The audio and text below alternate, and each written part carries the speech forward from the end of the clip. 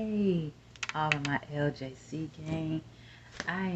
Y'all, I got this fly swatter, and I'm telling y'all, this fly is one fly. It's getting on my nerves. But anyway, my LJC game, I just want to thank y'all all for all the love and support that y'all have been showing me. And I just want y'all to like, comment, and subscribe. In today's story time with Just Jeanette, we're going to be talking about how I found out my kids was really into sports and could really play from the flag all the way to high school. So anyway, I was living in these. I was living back home in Abilene, Texas, and my kids. I was afraid to let them play sports. I was afraid to let them get out there and get all hit up and tossed up and all kind of other stuff. But I started seeing all of my friends allowing their kids to, play football. And I didn't really too much see a lot of basketball, but football, all of the kids around the neighborhood was playing. So I kept on saying, no, no, I ain't gonna let my kids play, I ain't gonna let my kids play. So I finally let my oldest son play, and he was playing tackle. And then I had allowed my youngest two, which one of them was playing tackle as well, and the other one was playing flag. So we had played for this team, and they were all on the same team. My daughter, she was a cheerleader for the team, and I would take them all the time with my other friends, and we would all just sit out there and they would practice, and we'll just be talking, and amongst everything else, taking them to the games. It was just so much fun once I got into the groove of it. I mean, just being out there, seeing the kids play football, just giving the kids a chance to be them, giving the kids a chance. And I could see how my oldest son, I could see how he was like, he took it serious. He was like into football. And I did not know that he was that good. He never played. I never knew he was that good. And when he got out there and he started playing, that was it. It just like the talent just was just natural to him. And everybody was so happy to have him on the team, and everybody was saying how good he was, and I was just like, dang, this kid been wanting to play football all this time, and he had the talent, and he knew what he was doing. I just wouldn't allow, because I was scared for my kids to get hurt. And me, I was the type of mother, I didn't like my kids to spend the night nowhere. I didn't like my kids going with nobody or nothing. It was like I had each one of my kids, it was like that I never cut the umbilical cord off, because I was that attached to them. And once he started playing football, oh my goodness, he got better and better every year. And I had made a decision to move to Austin, where I live now. I made a decision to move here, and I really didn't want to take my kids out of their comfort zone. They was playing, my son, he was playing, I don't know if it's called Pop Warner or whatever it was, but it was his last year because he was getting ready to go to the 7th grade. So I was just like, dang, I'm gonna allow him to play his last year, and then when he get into middle school, he's only gonna be in middle school for a couple of weeks, and then I gotta pull him out of middle school and then introduce him to a new school, because we were gonna be moving. And I was so afraid. I had everything accomplished for me there. I had, I had my own place, stable, good job, my own transportation. But even though my mom, my sisters and brothers lived here, I wasn't ready to move. But the person that I was with, he, had family here in Austin too, and he had got into some trouble, and he was so ready to get away from our hometown to where, which is my hometown. You know, he had moved there as well. You know, but anyway, he wanted to be here, so I took my kids from their comfort zone. I'm sorry, y'all. From their comfort zone and moved them here to Austin. So, if I'm not mistaken, I don't know if it was the 6th grade or the 7th grade. I cannot remember. But when my son started playing football for the middle school, my youngest two sons were playing football for another team, you know, another team, because they were younger. So, oh man, I used to go and see my sons play football, and it was so much fun. It was like my oldest son was just like the star on the team. That boy was so good. I was just amazed at how good he was, and he was he was up and down that field. He was a quarterback. He was playing all these positions. He was so good. Then once football season was over, he started playing basketball. I never really seen him play basketball because he was always in the football. You know, we was always with the football. I was a football mom, you know. Then I became a basketball mom. He was playing basketball. Oh, he was A1 in basketball. He was the tallest one, but he was A1 when it came to basketball. And later on, the other boys, they didn't never play basketball. They was pretty much in football. But I didn't know that, you know, they had that talent in them as well. So, you know, as the seasons went on and they, you know, years passed, my oldest son had got offers to go for him to come to different high schools. But him and the boys that he was playing football with from 7th grade to 8th grade, and they was a team, and they were so good in football and basketball together, the coaches was trying to keep them. This one school kind of had like a bad name for itself, the reputation that something had happened. It gave the school a bad name. And everybody's like, don't let your son go to that school. Don't let your son go to that school. He ain't going, he ain't. So me, I didn't make the decision for him.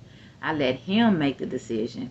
And I asked him where did he want to go, and he told me he wanted to go with the rest of his team to this school. So I'm just like, okay, which it was a school I had went to when I was living down here with my parents, but I think I only went for 3 days and I went back home. But anyway, I said, okay, if this is school he want to go to, this is school. He had all the coaches and everybody wanted him to come over there. So he finally got over there, and it was tryouts. And he tried out freshman on the varsity team. I'm just like, okay, we getting somewhere. So he started out playing football. Good. Middle school, high school, he was just so good. And he was playing with some of the older kids around the neighborhood, plus one of my cousins.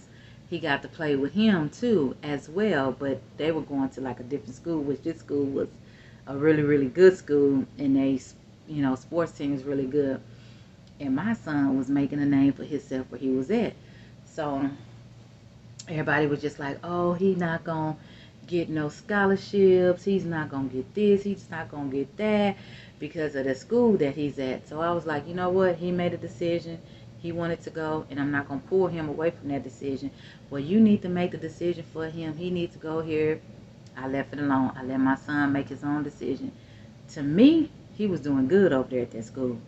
He wasn't no bad kid, he didn't get into no trouble, all the coaches loved him. I mean, every time I turned around, somebody was wanting him to play this sport, play that sport, do this, do that. So he was playing football, basketball, track. I even think he played baseball. He was just playing everything. So we had a good year, which in football, you know, we was always there. I mean, when he was going to school, the band, oh man, that band was so loud. that band hyped you up every time you went. It was just so good. And it just started making me feel a certain way, like, dang, was everybody telling the truth? You know, my son going to the school, they not winning no games. He out there playing his heart out, and he's doing this and he's doing that, and he's not getting no recognition, I guess that's what it's called. But all along, I'm not knowing he's getting all the recognition. We just couldn't know anything about it because he was only, I think at this point, he was a junior. So, you know, he just kept on playing. He kept on playing the game. He had a humble heart, and he never let, you know, losing, you know, stop him from doing, you know, doing nothing. He always would play the game. And once football season was over, he jumped right into basketball. Basketball, he was just so good at basketball. They won a lot of games in basketball. But he always had a humble heart. He never, ever pressured himself, put himself down, or his school, or his teammates. So it was like, okay, so after basketball season was over, it started getting bored. I'm just like, dang, I ain't got nothing to do. So I started, you know, my younger sons, they were still playing. One of them was, anyway. The other one, I had one that couldn't stay out of trouble as he got older. And then my youngest one, he was just following the footsteps of his brother. And he didn't really play. He wasn't really a big football fan, but he played that basketball like it was nothing. He was making a name for himself at his school, and his brother was good too. All three of them was so good. All three of them was so good. And my middle son, he just, I don't know what happened to him once he got in middle school, but they started playing, and he started, my youngest son, he started getting a name for himself. The other one, they was interested in him and saying he was good, but he just kept getting in trouble, kept getting in trouble. I'm just like, oh, I'm so sick and tired of going up to the school for this boy. And, you know, and their father, the two youngest father, you know, it was just like a dead wall, you know. Half of their middle school years, he was in prison. But then when he got out, he didn't step up to be the father that he should to his first two sons.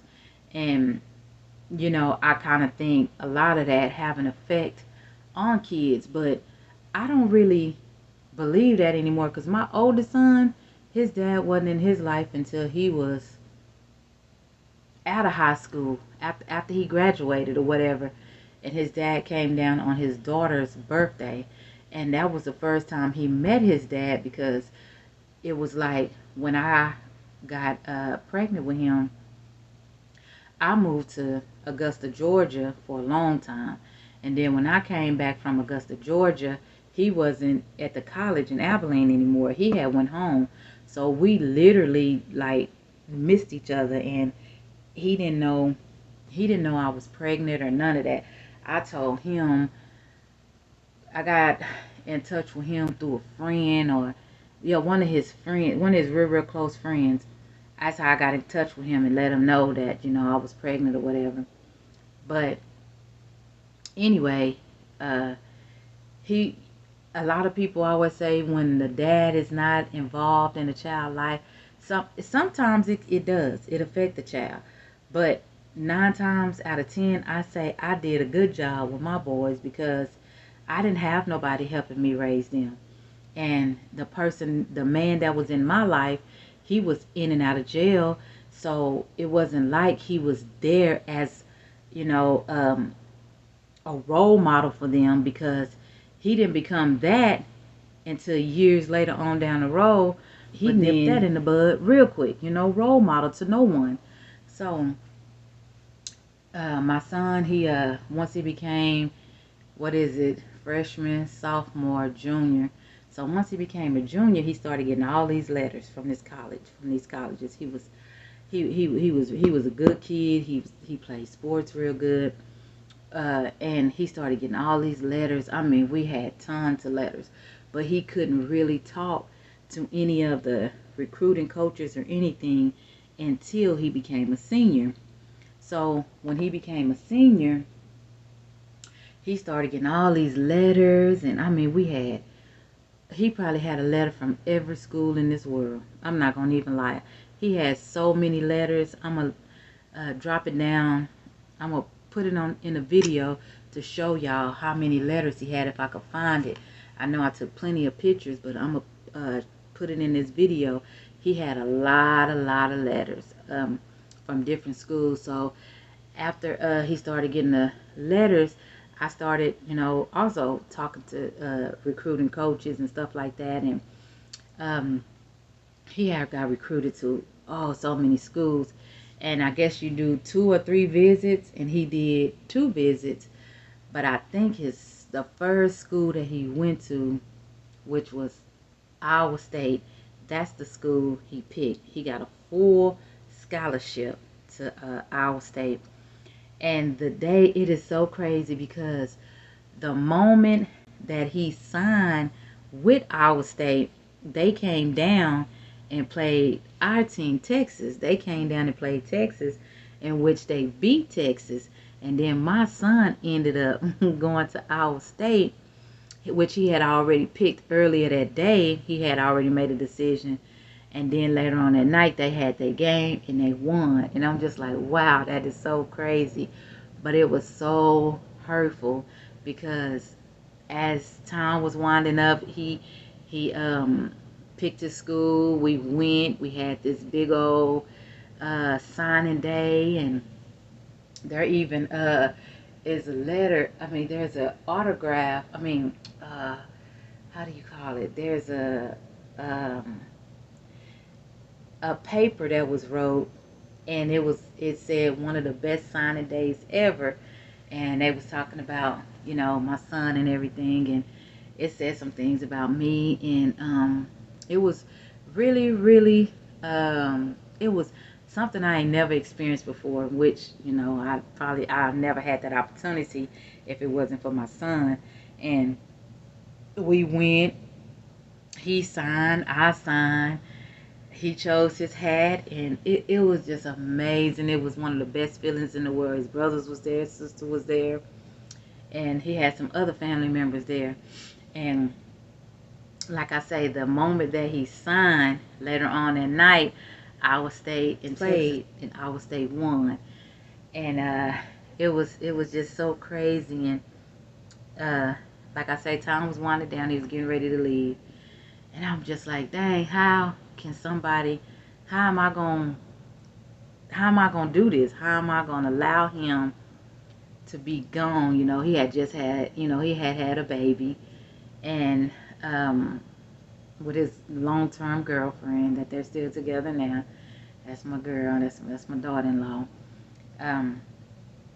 But he had his daughter, and I'm just like, dang, that's gonna be so hard for him. She probably was about 2 weeks, a month, something like that. I know she was really young. And the moment we packed up his stuff, I'm starting to feel sad. Like, I'm just letting go of so much, so much. And it was so hurtful. And the morning of of him getting ready to leave, we get everything packed, get everything in the car, get ready to take him to the airport. I didn't want him to see me cry, so I had to be strong for him the whole time that he was getting ready to go, because I didn't want him to see me like all teared up and stuff. So the moment he walked in, he left and got on a plane. I got ready to leave at the airport. As I was walking out the airport, I felt my heart. It was like somebody ripped my heart out of my chest. I couldn't breathe. I was trying to catch my breath. Soon as I got back into the parking, I was getting ready to get in my car, and I broke down crying. I mean, it was just like a feeling I never ever experienced in my life. And I cried. I got on the phone. I called my sister, and I was like, he's gone. And she was just like, I know. And she was talking to me, and we was talking, and I'm just like, dang, he is gone. Not up the street. I can't just get up and go to the games. I have to fly and go to the games. And it was a pretty bad experience because I couldn't do none of that. But when they came down, you know, we was able to go to the games and stuff like that. But it was, I tell you, when you have kids that you have loved and you have took care of and cherished your whole life, it is a feeling when you gotta let them go. Oh my goodness, it was so sad. And I'm just like, dang. So my other son, he started playing basketball for the same school that his brother was at, and he was good too. And it was just, it really didn't take the place of him, but it made me feel, you know, like, dang, you know, he out here doing the same thing his brother was doing. His brother didn't open up all these doors for his cousins and his brothers, and you know, now he's doing the same thing. He was really, really, really good.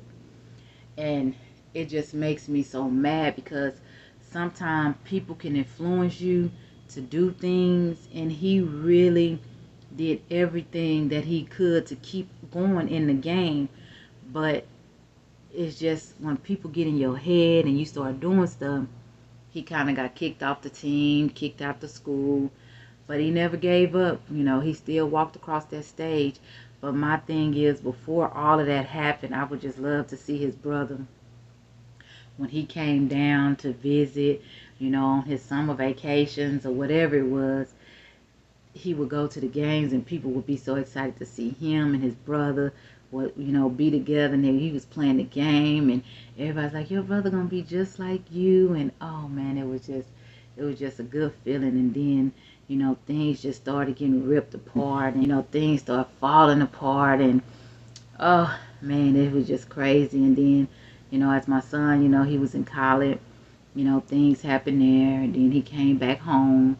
He got accepted into another college, and you know, he went to the NFL camp, and he did things that nobody in our family have ever did. Nobody.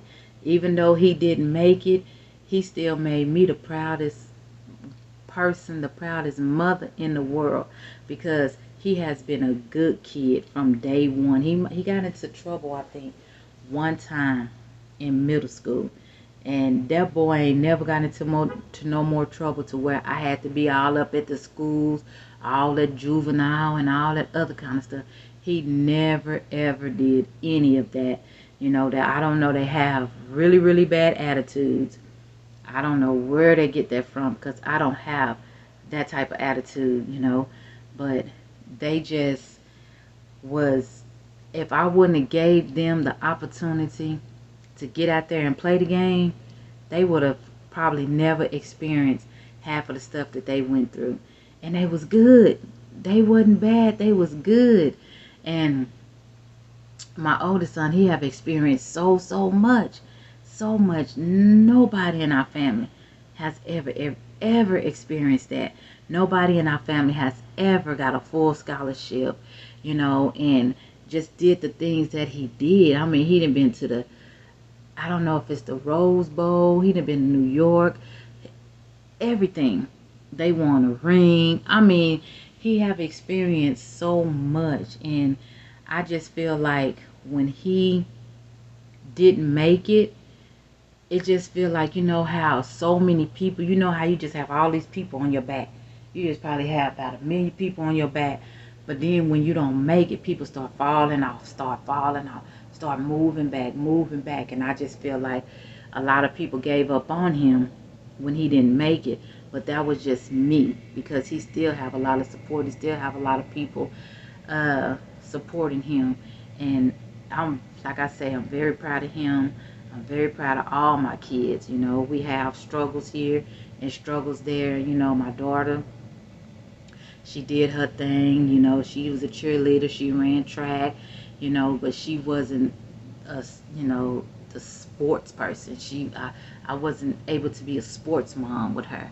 But, you know, with my middle son, I was a sports mom with him for just a little bit till he started meeting other kids and showing out. But I just want to thank y'all, all my LJC games, for all the love and support. And until next time, don't forget to like, comment, and subscribe. I love y'all.